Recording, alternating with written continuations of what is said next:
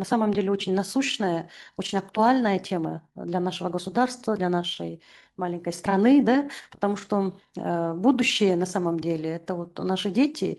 И если мы сегодня защитим наше подрастающее поколение хотя бы тем, что они не будут покупать, у них просто средств на это не будет, это тоже здорово, да? Вот правильно вы сказали, что налог на грех, да, на самом деле налог на вредные привычки, да. Поэтому я очень рада встрече с нашими гостями. Они уделили свое драгоценное время, приехали к нам и собрали такой блок больших гостей, которые на самом деле, я думаю, что мы с сегодняшней нашей встречи мы какие-то полезные для нашего государства, для нашего будущего с нашей встречи сегодня мы итог подведем, что это принесет свои плоды, хорошие плоды. Вот министр правильно сказал, я здесь вот о вейпах, о электронных сигаретах, это большой бич, да, вот на законодательном уровне эти вопросы не поднимались, но вот оно есть, оно